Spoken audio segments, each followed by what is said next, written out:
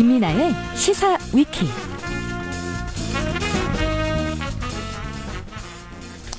자, 오늘의 중요한 뉴스를 다각도로 분석해보는 시사위키 시간, 김민아 기자님 나오셨습니다. 처음 뵙겠습니다. 제가 살다 보니까 이런 네. 일도 있네요. 지금 굉장히 진행을 잘하시고 밖에서 제작진들도 굉장히 좋아하고 있고, 그런가요? 저도 엄청난 영광인데, 네. 물론 뭐 정관용 교수님이 복귀하실 때는 그리웠다고 하겠지만, 네. 오늘은 매우 영광입니다. 네. 네. 저희가 이 자리가 얼마나 무거운 자리인지 오늘 알았고요. 하면 할수록 어렵네요. 야. 저도 무거운 사람으로서 여기 앉아 있습니다. 네, 아무튼 처음 뵙겠습니다. 오늘 다음 주 금요일까지 잘 부탁드리고요. 네. 잘 부탁드립니다. 자, 시사위키 오늘 첫 번째 항목은 뭔가요? 이 총수들의 지갑인데요. 국내 주요 대기업들이 어제 일제히 이제 반기 보고서를 공개를 했거든요. 네. 이번부터 연봉 5억 이상의 임직원 보수를 공개하게 되어 있는데, 특히 사회적으로 물의를 일으킨 총수들까지 이제 보수와 퇴직금을 너무 많이 가져갔다, 이런 얘기가 나와서 많은 분들이 지금 분노를 하고 있는 상황입니다. 아니, 물의를 일으킨 분들까지도 많이 가져가나요? 그렇습니다. 이게 아무래도 이제 최근에 논란이 된 그룹부터 좀 관심을 갖고 볼 수밖에 없지 않겠습니까? 네.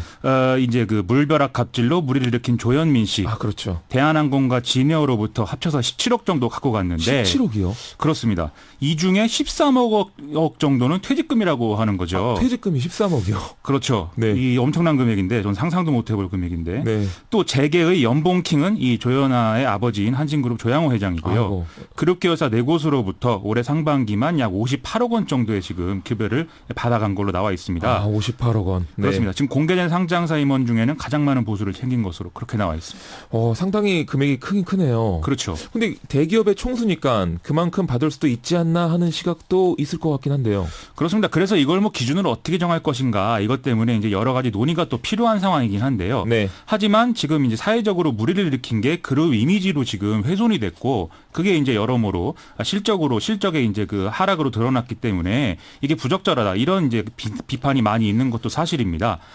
올 2분기에 진에어하고 대한항공의 영업 실적을 보면 지금 반토막이 났다는 것이거든요. 네. 그리고 대한항공의 공식 투자 설명서를 봐도 이 원인은 기업 이미지 훼손이다, 네. 이렇게 돼 있는 거니까 이제 부당하다는 얘기가 안 나올 수가 없는 것이죠. 네, 좀 난감한 것 같기도 합니다. 이게 흔한 사례인가요? 아니면 굉장히 특이한 사례인가요? 사실 이제 이런 게 문제가 된 것이 전에도 몇 건 있었습니다. 네. 횡령 등의 혐의로 구속이 됐던 동국제강 장세주 회장 사례, 이 회사가 구조조정인 중에도 28억 원이 넘는 퇴직금을 받은 그런 사례가 있고요. 구조조정 중인데도요. 그렇습니다. 네. 그리고 순이익이 161억 정도 규모였던 유진기업의 유경선 회장은 네. 퇴직금을 152억을 받아서 또 화제가 된 바가 있습니다. 이게 뭔가 마음이 좀 싸해지네요. 그렇죠. 네. 이번 보고서에 삼성전자 이재용 사장님도 나온다면서요. 네. 그렇습니다. 그렇지만 이제 그 급여를 받지는 않은 것으로 그렇게 이제 되어 있는데요. 네. 그동안 이제 구속된 상태였기 때문에 아무래도 경영을 할 수가 없었기 때문이다, 이게 이제 있고, 네. 올 2월 초에 집행유예로 석방이 돼서 경영에 복귀를 하긴 했지만 또 재판이 여전히 진행 중이기 때문에 아무래도 이제 연봉 뭐 이렇게 받는 것은 부적절했다, 이렇게 판단한 모양입니다. 혹시 총수 아닌 샐러리맨 중에서 연봉킹은 누군가요? 그것도 결국 삼성의 전문 경영인들일 수밖에 없겠는데요. 네, 아무래도 이 삼성전자 권오현 종합기술원 회장이 51억 7천만 원 정도 받았다고 하는데요. 네. 재밌는 거는 이제 회사 오너보다도 더 많은 보수를 받은 차장도 있다, 이런 기사가 있다는 겁니다. 아니, 오너보다 더 많은 보수를 받은 차장이요? 그렇죠. 네, 그 누군가요? 혹시? 참 부러운데 한국투자증권의 30대 후반에 김모 차장이 상반기에 22억 3천만 원을 받았다고 해서 상당히 화제였습니다. 30대 후반인데. 그렇습니다. 뭔가 약간 성과를 그럼 더 많이 낸 사람이라고 저희가 이해해도 되는 겁니까?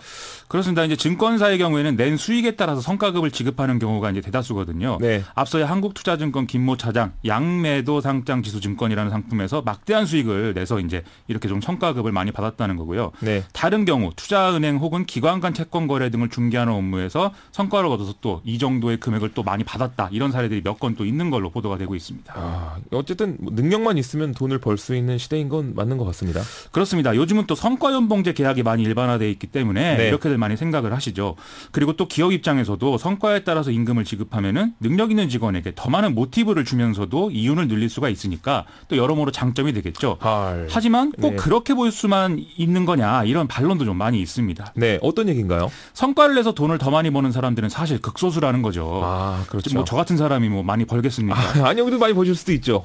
실제로 그렇지는 않기 때문에 방금 말씀드린 증권사의 경우에는 성과가 명확하게 또 눈에 보이는 그런 확인되는 직종인데 네. 그렇지 않은 직종이 또 있는 거죠. 그런 경우에는 성과를 누가 어떤 기준으로 측정할 거냐 이런 논란이 또 있는데요. 공정하게 평가하는 게 아니라 회사 말 잘 듣는 사람 기준으로 뭐 평가할 수 있는 거 아니냐 네. 이런 이제 의구심이 있다는 겁니다. 또 이 성과급제 자체가 노동자들이 뭐 함께 힘을 합치는 그런 효과보다도 서로 경쟁하고 불신하는 이런 이 효과를 불러올 수도 있다. 이런 이제 부작용들도 많이 얘기하고 있습니다. 아, 좋습니다. 시사위키 두 번째 항목은 뭔가요? 무적의 아베 신조인데요. 아베 신조. 그렇습니다. 오늘이 우리는 광복절인데 일본은 종전기념일이죠. 그런데 이제 아베 신조 일본 총리가 태평양 전쟁 A급 전범들이 합사되어 있는 이 야스쿠니 신사에 곡물료를 납부했다. 이래서 지금 논란이 되고 있습니다. 이거 맨날 좀 하지 말라는데 왜 자꾸 이렇게 그걸 안 하는 게 이해가 안 가거든요. 계속 하는 게 이해가 안 가거든요. 저 입장에서는. 곡물료가 도대체 뭔가요? 이 곡물료라는 거는 신사라는 데에 이제 신이 모셔져 있는데 네. 뭔가 이번 해에도 뭔가 우리를 잘 되게 해주세요. 이런 의미로 곡물을 이제 내거든요. 네. 근데 이거를 이제 곡물을 내지 않고 이제 그 곡물료, 곡물 비용을 이제 냈다는 것이고. 돈으로 냈다는 거군요. 그렇습니다. 네. 그래서 보통은 이제 참배를 하러 가는 것도 그런 뭐 올해 잘 되게 해주세요. 이런 의미로 하는 건데 네. 참배를 하러 가지 않으면 이렇게 곡물료를 납부하는 이런 이제 좀 뭐랄까 관행이 있습니다. 그래서 아베 신조 총리는 참배는 안 했는데 곡물료는 냈다. 이런 얘기인 거고요. 네. 반면 이제 다 함께 야스쿠니 신사를 참배하는 국회의원 모임이라는 게 이제 그 일본에 있는데 여기 소속의 50명의 국회의원들은 야스쿠니 신사를 집단 참배해서 또 논란인 상황입니다. 아니 이게 모임이 있어요, 아예? 그렇습니다. 그러니까 뭐 야스쿠니 신사를 참배하는 모임? 그렇죠. 네, 야신참 뭐 이런 식으로 뭐 얘들도 줄임말로 쓰나요? 그렇게 줄임말로 뭔가 쓰는 말이 있을 것 같은데 네. 그게 뭔지는 제가 잘 모르겠습니다. 설마 이게 우리 정부가 가만히 있진 않겠죠? 그렇습니다. 외교부가 대변인 명의 논평을 냈고요. 네. 깊은 우려를 표한다 이러면서 일본의 정치 지도자들이 과거사에 대한 진지한 성찰과 반성의 자세를 좀 보여줄 것을 촉구한다 이렇게 했고요. 네. 이제 하지만 뭐 말씀드린 대로 총리가 직접 참배를 한 것은 아니기 때문에 뭐 이후까지 계속 뭐 외교적 갈등 국면 이런 걸로 가진 않을 것 같고 지금 중국도 이것에 대해서는 비판 입장을 내고 있는데 종전의 입장보다는 좀 수위가 좀 낮아진 상황이거든요. 그래서 이게 뭐 큰 어떤 외교 갈등 이렇게까지는 번지지 않을 상황인 것 같습니다. 근데 되게 신기한 게 아베 신조 총리는 꽤 오래 총리를 하고 있는 것 같은데 그 임기가 도대체 어떻게 되는 겁니까? 일본은 내각제이기 때문에 네. 여당 총재가 이제 총리를 겸하는 그런 시스템이 돼 있는데요. 그렇기 때문에 이 총리의 임기는 사실상 여당 총재를 언제까지 하느냐 이 문제가 지금 되고 있는 것이죠. 아니, 뭐 무한이에요 그러면? 만약에 자민당 총재를 이제 무한히 할 수 있다면은 뭐 네. 그렇게도 형식상으로는 될 수가 있겠는데 다만 이제 자민당 총재 임기가 자민당의 규약에 정해져 있습니다. 네. 그래서 3년씩 3번 할 수 있도록 지금 돼 있기 때문에 네. 이걸로 비춰본다면 뭐 9년까지 할 수 있는 그런 기반이 있는 것이죠. 자민당 총재로서의 아베 신조 총리는 2018년 올해 9월까지가 두 번째 임기인 셈인데요. 네. 그래서 이제 다가오는 총재 선거에서 3년임을 하느냐 이게 지금 관건인 상황입니다. 현재로서는 3년임이 될 확률이 매우 높다 이렇게들 지금 전망을 하고 있는데요. 네. 그러면 2021년까지 할 수가 있고 전쟁 이후 최장수 총리에 등극을 하는 셈입니다. 아니 이게 3년임까지 하면 거의 독재 수준 아닌가요? 이게 그렇죠. 아베 신조 총리가 이렇게 센 이유가 있어요? 일본 사람들이 기본적으로 정치에 관심을 가지지 않기 그러니까 때문에 정치에 관심이 없는 것 같아요, 느낌이. 그렇습니다. 그래서 이제 이렇게 되는 이유도 있고요. 네. 또 정치에 관심을 갖는 사람들 입장에서 야당 그리고 또 자민당 내 반대파 이런 사람들이 지금 대안으로 여겨지지 않고 있기 때문입니다. 그러니까 괜찮은 야당이 있어야지 좀 일본 국민들도 정치에 관심을 가질 텐데 그렇죠. 아예 그런 야당조차가 없는 거군요.